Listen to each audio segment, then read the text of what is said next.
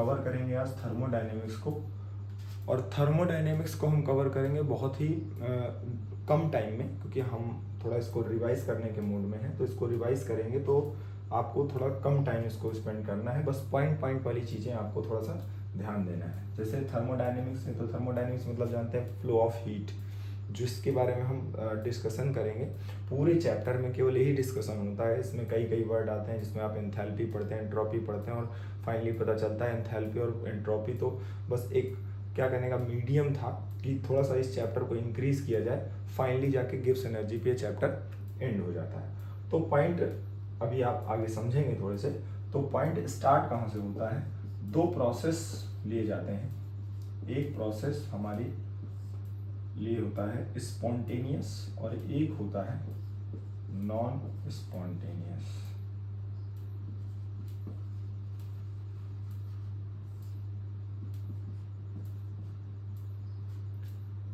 जिसे कहने का मतलब है कि हम घर में शरारत करते हैं। शरारत करने के लिए घर वाले बोलते हैं क्या? नहीं ना।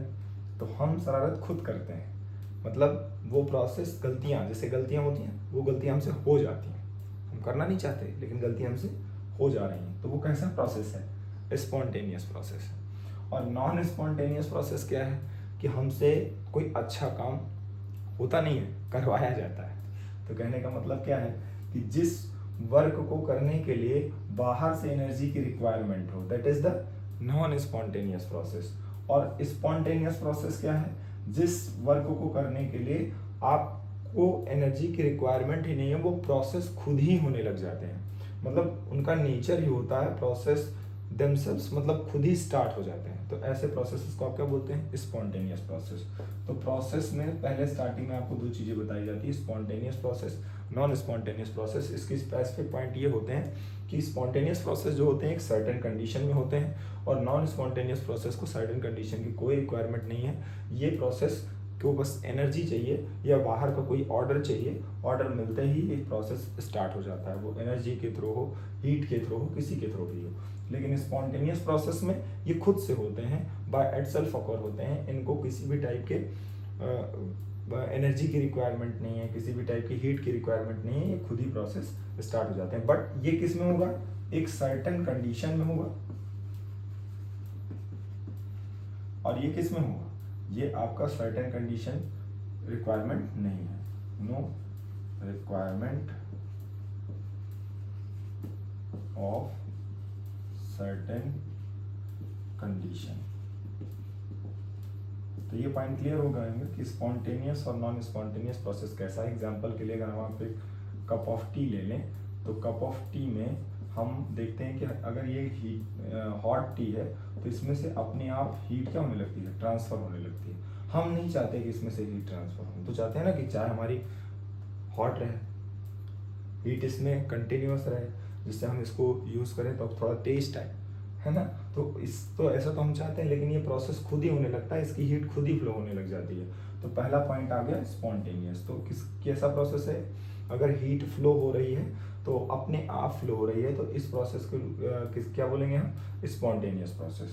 और नॉन स्पॉन्टेनियस प्रोसेस क्या है? जिनको हीट मतलब चाहिए, कोई प्रोसेस होने के लिए हीट चाहिए। जैसे लेट कर लीजिए हम एक N2O2 रिएक्शन करा रहे हैं, और N2O2 रिएक्शन करने के लिए हमें 45 किलो कैलोरी एनर्जी चाहिए, और इतनी एनर्जी रिक्वायरमेंट है। तो इसका मतलब ये हो गया कि ये प्रोसेस तब तक नहीं होगा जब तक उसको इतनी एनर्जी आप अप्लाई नहीं करेंगे। तो इसका मतलब ये हो गया कि ये प्रोसेस तभी होने वाला है जब आप इतनी एनर्जी अप्लाई करने वाले हैं, नहीं तो ये प्रोसेस ऐसा ही रहेगा, कोई भी प्रोडक्ट आपका फॉर्म नहीं होगा। तो ऐसे प्रोसेस को आप क्या बोलेंगे? नॉन स्पॉन्टेनियस, जो खुद से नहीं हो रहे हैं, या जिनको, और इनकी जो स्पेसिफिक प्रॉपर्टी कि एक सर्टेन कंडीशन होगा, किसी सर्टेन कंडीशन की रिक्वायरमेंट नहीं है। तो मेरे हिसाब से आपको स्पॉन्टेनियस प्रोसेस और नॉन स्पॉन्टेनियस प्रोसेस समझ में आ गए होंगे। इसके बाद आपका एक पॉइंट आता है स्टेट फंक्शन।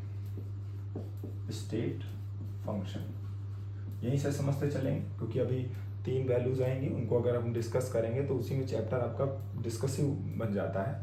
उन्हीं पॉइंट को जब डिस्कस करेंगे तो ये सभी चीज़ें वर्क करेंगी। तो इनको आप अच्छे से पॉइंट को समझते हुए चलिएगा। स्टेट फंक्शन क्या होते हैं? ऐसा फंक्शन जो केवल किसी भी स्टेट के या फिर किसी भी चीज, कोई भी ऑब्जेक्ट है या कोई भी कंडीशन है, उस कंडीशन के केवल इनिशियल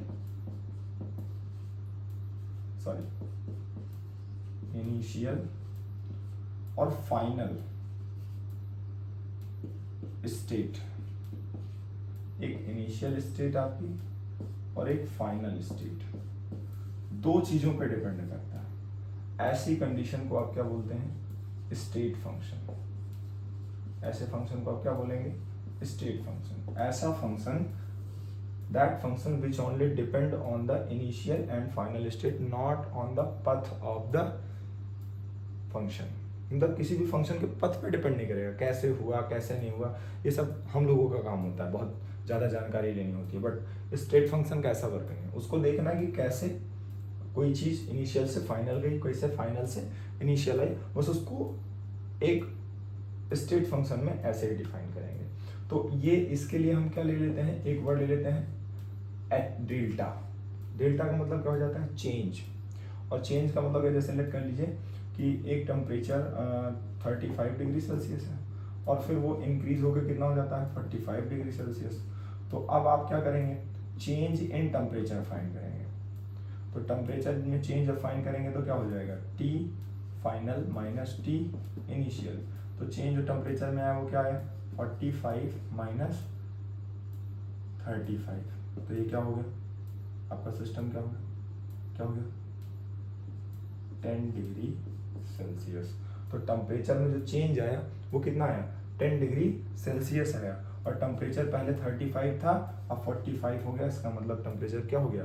इंक्रीज हुआ है। टेम्परेचर क्या हुआ है? इंक्रीज हुआ है। तो अब इस फंक्शन को हम क्या बोलेंगे? State function. जैसे हम हीट फाइंड करने जा रहे हैं डेल्टा H, तो यहाँ पे हम लिखेंगे H2 माइनस H1, तो या फिर H1 माइनस H2। तो इसका मतलब हो गया कि हम दो कंडीशन पे डिपेंड कर रहे हैं, ओनली फाइनल एंड इनिशियल। तो ऐसी कंडीशंस में जो फंक्शंस आते हैं उनको हम क्या बोलते हैं? State functions. चलिए अब इसके स्टेट फंक्शन क्या होते हैं? जो फाइनल कंडीशन इनिशियल कंडीशन पर डिपेंड करें किसी भी ऑब्जेक्ट के, उनको पद से कोई लेना देना नहीं है। मतलब कोई प्रोसेस आपने घर वालों को बोला कि मुझे ये काम चाहिए, काम हो गया, आपको इससे मतलब नहीं कि काम कैसे हुआ, आपका काम हो गया।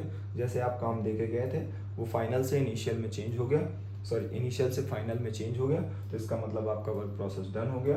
तो इसका मतलब आपने जो वर्क किया वो एक स्टेट फंक्शन था। मतलब आपका जो फंक्शन था वो स्टेट था, मतलब आपको फाइनल और इनिशियल कंडीशन से मतलब था, ना कि उसके बीच के पाथ से मतलब था। ठीक, तो ऐसे को हम आप क्या बोलते हैं? State function. चलिए अब हम बात करते हैं एक्सटेंसिव प्रॉपर्टी। एक्सटेंसिव प्रॉपर्टी और इंटेंसिव प्रॉपर्टी। इंटेंसिव प्रॉपर्टी जो कि थर्मोडायनेमिक्स में नेचर के बेस पे क्वेश्चन में पूछा जाता है। तो एक्सटेंसिव प्रॉपर्टी क्या है? एक्सटेंसिव प्रॉपर्टी क्या होती है? जो अमाउंट डिपेंडेंट हो, क्या हो? अमाउंट डिपेंडेंट हो। ऐसी प्रॉपर्टी जो कि किस पे डिपेंड करे? अमाउंट पे, किसी सब्सटेंस के अमाउंट पे डिपेंड करे, उसे आप क्या बोलेंगे? Extensive property. जैसे एग्जांपल में आप क्या ले लें?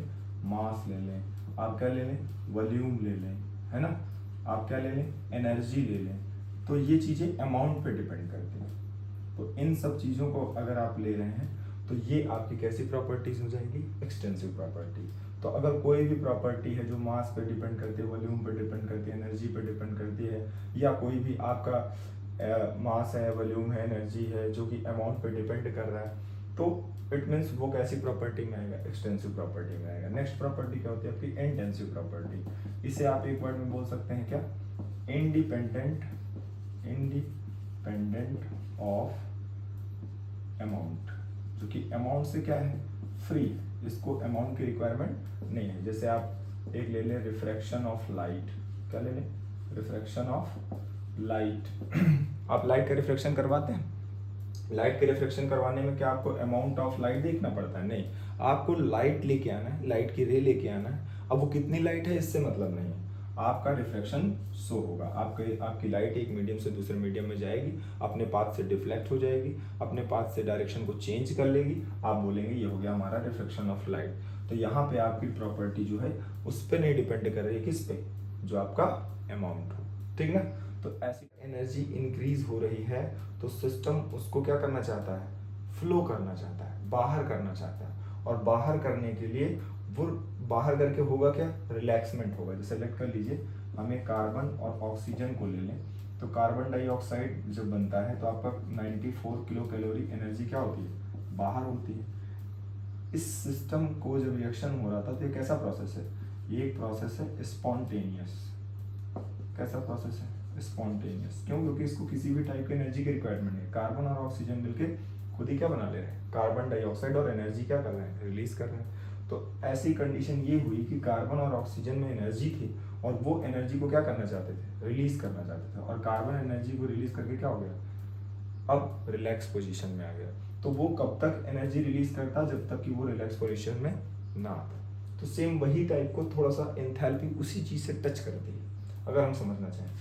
अदरवाइज हमको तो यहाँ पे पॉइंट को देखना है, और पॉइंट पर हम चलते हैं तो यहाँ पे क्या हो जाएगा, it is the equal to the internal energy of the system. Let कर ले इंटरनल एनर्जी किसी सिस्टम की U है, and plus the product of the pressure and volume. Pressure and volume की जगह हम W लेते हैं, जहाँ पे आपकी एंथैल्पी को हम H से डिनोट करते हैं। तो H इक्वल टू क्या हो जाता है, U प्लस W। यानी कि कोई सिस्टम और सराउंडिंग तो आप जानते हैं, नॉर्मल सी बात है। थर्मोडायनेमिक्स अगर आपने पढ़ा होगा तो आप उसके बारे में जान ही रहे हैं। सिस्टम जिसमें आपके दो चीज़ें कनेक्टेड हैं, वो दोनों चीज़ें आप उसमें क्या है, सिस्टम है। जैसे एक रूम में आपका एक कप ऑफ टी रखा हुआ है, तो कप ऑफ टी आपका किससे रिलेटेड है, उस रूम से। तो रूम और कप ऑफ टी आपके क्या है, सिस्टम है। तो सेम वैसे ही अब यहाँ पे देखेंगे कि हीट, जो आपका हीट कंटेंट है किसी भी सिस्टम का, यानी कि एंथैल्पी, वो किसके इक्वल है, उस सिस्टम की इंटरनल एनर्जी और उस सिस्टम में हो रहा है वर्क प्रोसेस पर डिपेंड करेगा। अब ये पॉइंट जो लिखा है, ये पॉइंट क्या आप इसको स्टेट फंक्शन बोलेंगे, नहीं। क्यों, क्योंकि यहाँ पे कोई भी वैल्यू अभी डिटरमाइंड नहीं है। कोई भी वैल्यू, इससे ये नहीं पता चल रहा कि कौन चीज किस स्टेट पे डिपेंड कर रही है। स्टेट फंक्शन क्या होता है, अभी थोड़ी देर पहले हमने इसके बारे में डिस्कस किया कि स्टेट फंक्शन इनिशियल और फाइनल कंडीशन पे डिपेंड करता है। किसी भी प्रोसेस की इनिशियल और फाइनल कंडीशन पे, पाथ पे डिपेंड नहीं करेगा। तो अब जो इंथैल्पी है वो आपका एक स्टेट फंक्शन है। तो स्टेट फंक्शन होने की वजह से इसके साथ क्या यूज हो जाएगा, डेल्टा एच, और ये आपका इंटरनल एनर्जी क्या हो जाएगा, डेल्टा यू, और प्लस में प्रेशर आपका कांस्टेंट रहेगा, और यहाँ क्या हो जाएगा, डेल्टा वी। अब यहाँ पे डिपेंड करेगा कि प्रोसेस कैसे है। अगर स्पॉन्टेनियस प्रोसेस होगा या कोई भी प्रोसेस जिसमें आपका सिस्टम खुद वर्क करेगा, और सिस्टम वर्क करेगा means work by the system. अगर वर्क बाय द सिस्टम होगा तो W आपका क्या हो जाएगा, नेगेटिव। मींस आपका W किस में यूज होगा, नेगेटिव में। और अगर आपका वर्क ऑन द सिस्टम होता है, वर्क ऑन द सिस्टम, तो लाइक एज अ, ये आपका एक हो जाएगा नॉन स्पॉन्टेनियस प्रोसेस के जैसे बिहेव करेगा। तो अगर वर्क ऑन द सिस्टम होगा तो उसमें आपकी जो वर्क रहेगा वो वर्क प्रोसेस किस में, वर्क डन किस में रहेगा, पॉजिटिव में रहेगा। तो मीन्स अगर हम वर्क बाय द सिस्टम देखें, वर्क बाय द सिस्टम, तो हमारा चेंज इन एंथैल्पी जो होगा वो हो जाएगा delta U minus P into delta we. और अगर वर्क ऑन द सिस्टम देखें तो हमारा हो जाएगा delta H equal to delta U plus P into delta V. तो इसमें आपका पॉजिटिव रहेगा। तो ये दो फॉर्मूले आ जाते हैं। अब आइडल गैस पे जब डेल्टा एच एंथैल्पी को स्टडी करते हैं कि कोई मोल आपस में रिएक्शन कर रहे हैं और रिएक्शन करके कोई आपका प्रोडक्ट फॉर्म हो रहा है, तो उसमें क्या कंडीशन होगी। तो अगर वो आइडल गैस की तरह बिहेव करता है तो उसके लिए एक इक्वेशन आती है delta H equal to delta N G into R T. ये आपका आइडल गैस के लिए होता है, तो इसको थोड़ा सा ध्यान रखें। ये आपका फॉर्मूला हो जाता है, ठीक है। तो ये होता है आपका एंथैल्पी। अब एंथैल्पी में वर्क कर रहा था किसके लिए, थर्मोडायनेमिक्स के फर्स्ट लॉ के लिए। और थर्मोडायनेमिक्स फर्स्ट लॉ की कुछ लिमिटेशंस, जिसमें थर्मोडायनेमिक्स फर्स्ट लॉ किसी भी हीट के फ्लो को तो बताता है बट डायरेक्शन को नहीं बताता। जैसे कहने का मतलब क्या हो गया, एंथैल्पी सिस्टम अपने आप को रिलैक्समेंट के लिए सिस्टम अपने हीट कंटेंट को बाहर रिलीज तो करेगा, बट किस डायरेक्शन में रिलीज करेगा ये प्रोसेस कंप्लीट हमें इसके बारे में डिटरमाइन नहीं करता है। जैसे लेट कर लीजिए कि एंथैल्पी है, एंथैल्पी डिफाइन कर रहा है स्पॉन्टेनियस रिएक्शन को, स्पॉन्टेनियस रिएक्शन। जैसे एग्जांपल ले लें हम, एग्जांपल में एक ले लें हम, यहाँ पे आपका एक ले लेते हैं, क्या ले लें? सोचा आपने? नहीं सोचा, चलिए हम सोचते हैं एंथैल्पी में स्पॉन्टेनियस रिएक्शन में हम ले लेते हैं यहाँ पे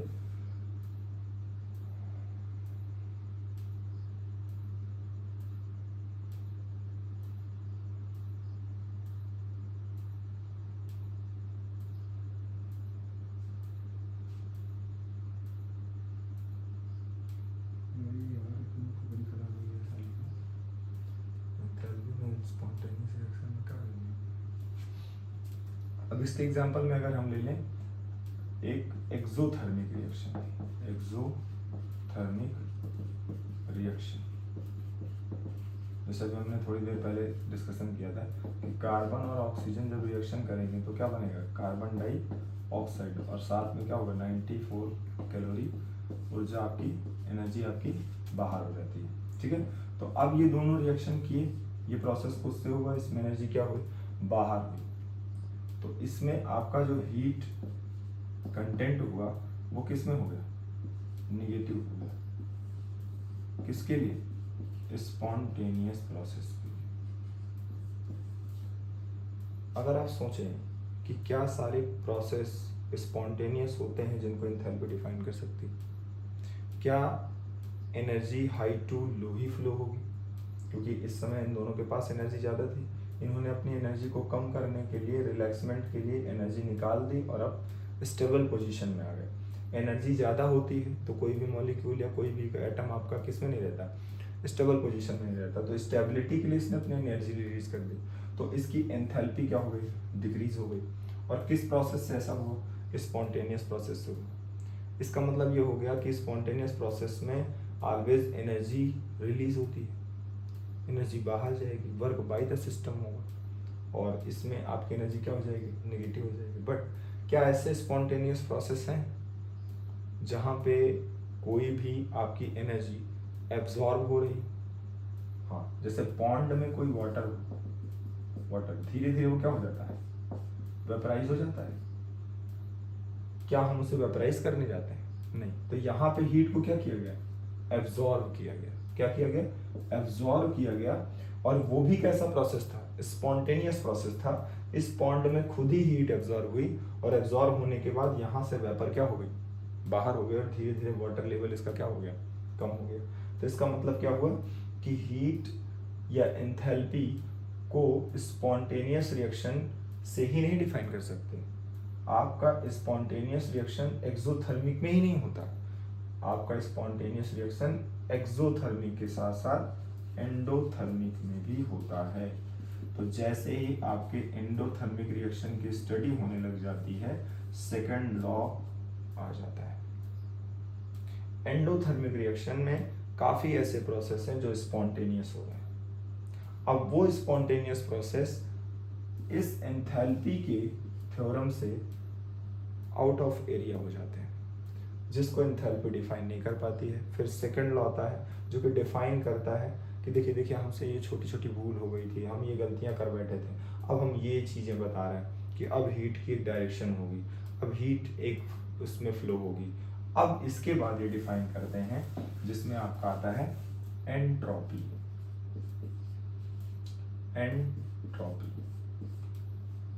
एंट्रोपी इसको डिनोट किससे करते हैं? एस से। एस एंट्रोपी है क्या? एंट्रोपी है रैंडमनेस। किसी भी सिस्टम में रैंडमनेस जितना है, डिसऑर्डर जितना है, वो क्या है? एंट्रोपी है। अब एक नए वे में डिफाइन किया जा रहा है। एंथैल्पी क्या था? कोई भी रिएक्शन कैसा होना चाहता है? कैसी एंथैल्पी का होना चाहता है? लो एंथैल्पी का होना चाहता है। रैंडमनेस क्या होगी? कंटिन्यूअस। अब सेकंड लॉ क्या बताता है कि रैंडमनेस क्या होगी? कंटिन्यूअस।